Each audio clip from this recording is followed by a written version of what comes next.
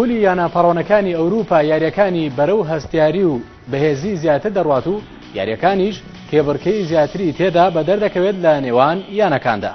گەیشتنی خولەکە بە قۆناغی هەشتیپی خولی یانەپەڕۆنەکان زیاتر ئەرکی یانەکان قورستر دەکات لە پێناو گەیشتنیان بە قۆناغەکانی داهاتوو.